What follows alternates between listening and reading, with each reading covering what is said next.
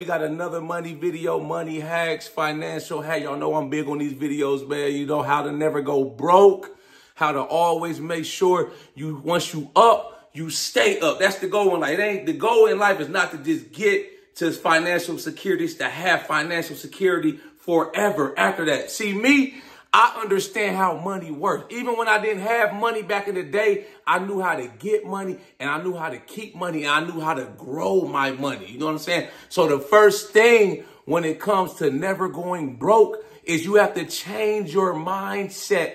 You have to go from thinking like a spender to thinking like a saver. See, most people, they want to spend money. They want to spend. They want to spend money they ain't even got, man. You know, you see some shit, you out and about. They want to whip out the credit card, swipe it, bam, bam, swipe. Oh, I want to take this trip. I'll just put it on my credit card. Stuff like that, man. That doesn't work in the long run. That's why so many people are in debt up to their eyeballs, trying to do stuff and live above their means, trying to keep up with the Joneses. You know, I was never like that. I was the opposite. See, I learned about money early in life. You know, I took an interest to investing, personal finances. I knew, man, I had my first investment account was buying stocks way back in high school. You know, when I was living with my mom back in high school, you know, all she made me do was pay. When I had my little part-time job, she made me pay my phone bill. That's it. You know, so I just didn't take all the money I had when I was working my part-time job, but just blow it on clothes,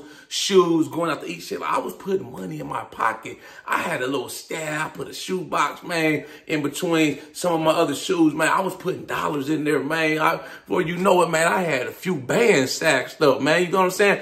That's how I was thinking, all by working a part-time job. You know, I was making what? A few $100s, man. That's a lot to a kid, 16, 17-year-old kid. You know, they ain't got no responsibilities.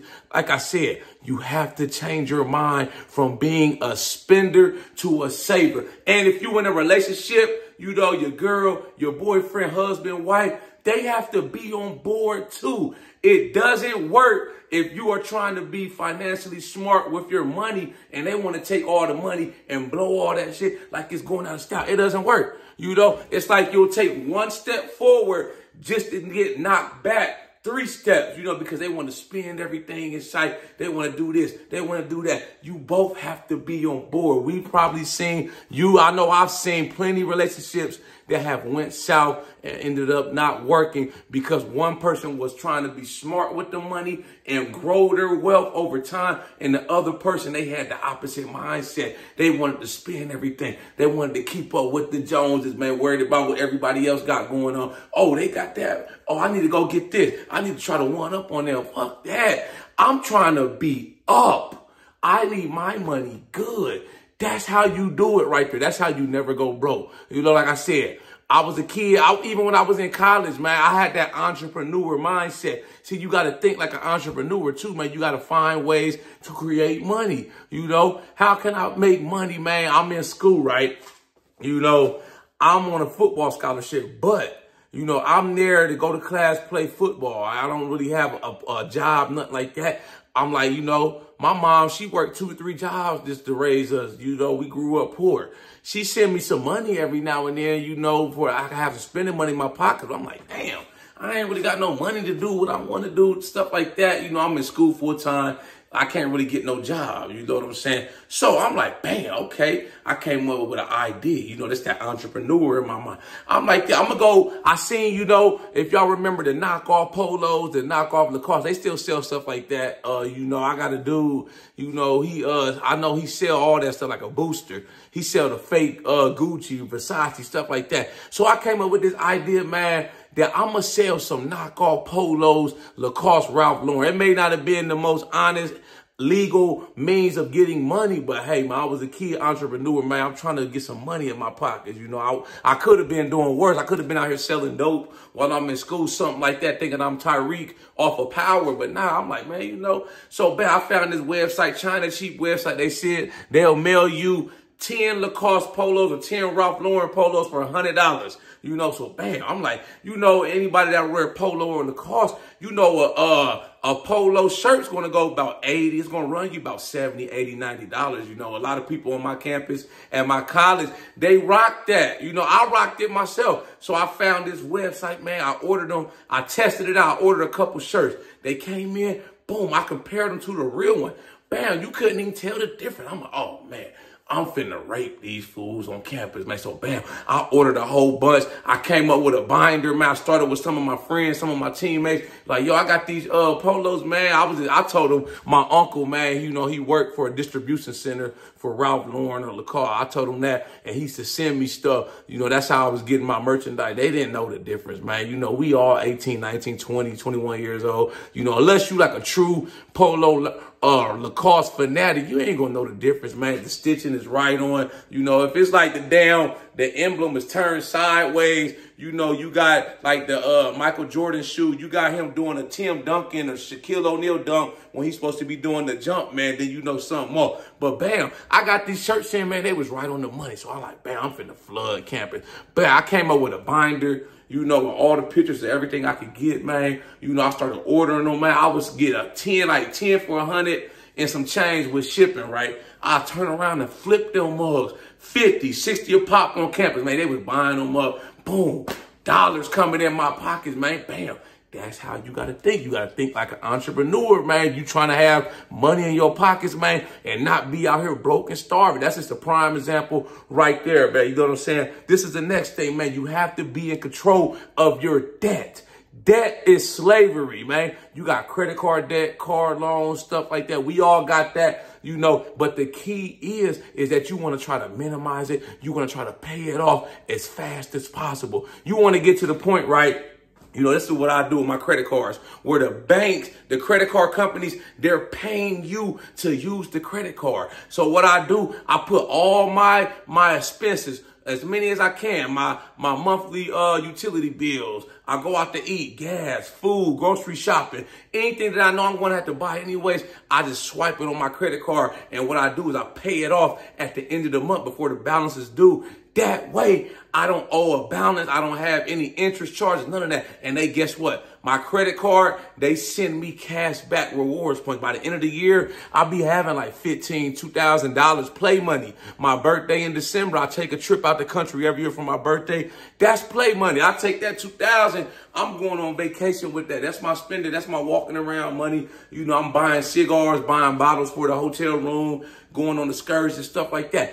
That's how you got to think of when it comes to debt. You know what I'm saying? I don't like to owe nobody. You know, I got my mortgage payment for my house. Yeah, that's a big amount, but yeah, we working on that. I send in extra payments on top of my mortgage, man, to try to get that down. But outside of that, you know, I don't really have any other debts. You know, I paid both of my cars off. I don't have any credit card debt. Like I said, I use my credit cards. I swipe them. I pay them off before the balance is due, man. That way they pay me, you know, to use the credit card. I'm finessing the credit card companies, man. If you ain't know about that, I just put you on to some $1 million game when it comes to your credit, man. You know what I'm saying? This is the next thing, man, how to never go broke. When things are going good in your life, that's when you need to lock in harder, save even more money. You know, you finally get some breathing room, man. You know, you made the car, man, broke down. You had to spend $2,000 to put you $2,000 in the hole, but you'd have been grinding away for about, you know, almost a year. You finally got it paid off. Now you back in savings mode. Boom, another 6 months go by. You done built up a nice little cushion in your emergency fund. You might have, let's just say $2,000, $3,000 saved up. You know, you good.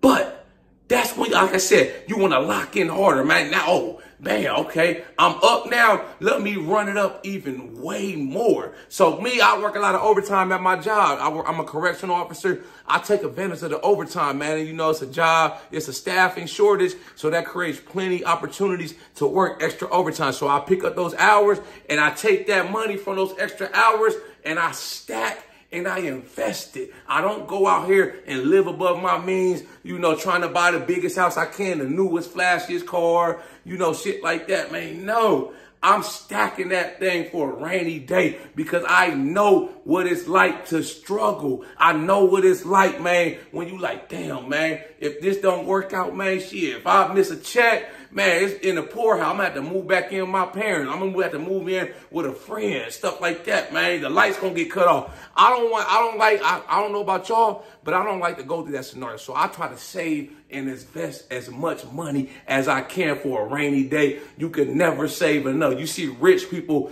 go broke, man, from living above their means, bad investment, stuff like that. So if they can go broke, we can go broke as regular 9-to-5 people. So like I said, when things are going good, you got some cushion, man. You got extra dollars coming in, stuff like that, man. Take advantage of it. Stack it up. Put it away. I'm not saying not to enjoy yourself. Definitely enjoy your life. You only live once. You can't take it with you, but you have to balance it out. It's a balancing act. You can't be tipped in the scale this way, man, where you want to be a spender, and on the other end of the spectrum, you can't tip it this way where it's like you just want to be a spendthrift, man, tight wad with your money. You don't never have no fun. You live there, holes all in your shirt. You just going to eat off of beans and ramen noodles, but you got $10 million in the bank. What sense does that make, man? How can you enjoy your life, man? Life is meant to be enjoyed. You know what I'm saying? Like I said, you can't take none of this shit with you, man. So balance it out. Enjoy your life. But like I said,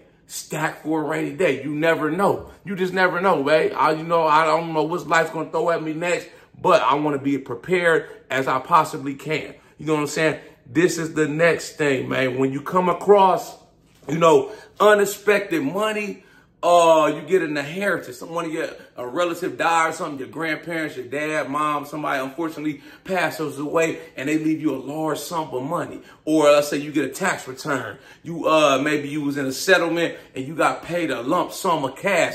Always be smart with that money. That's a blessing. It's like a bag of money just fell out the sky. Bam! They knocked your ass upside the head, man, and it got your name written on it, man. So take that money when you get it, pay off debt. You got any credit card debt, stuff like that, man. Put some up as much as you can. Invest, save, pad up your emergency fund. Things like that. Take some of it and enjoy yourself, man. Count your blessings. Go take a trip, something like that. But like I said, the majority of that money, man, you want to be smart, be wise with it. Pay off debt. You got credit card debt out the wazoo and you get a big lump sum of money, man. Pay your taxes. If you got to pay taxes on it, put some money aside for the taxes. The rest of it, try to throw as much as you can of that debt. Then try to throw as much as you can into your savings, retirement, investment accounts, man. Then if it's some left over, save a little bit off the side. That's for you to trick or have fun and live a little bit. You know what I'm saying?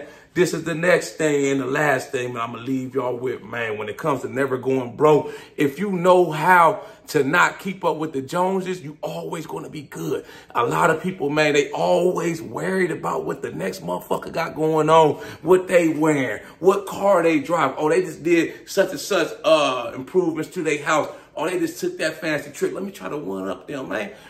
Don't worry about what other people are got going on. Fuck them. They not living in your household. For all you know, they just showing you the good.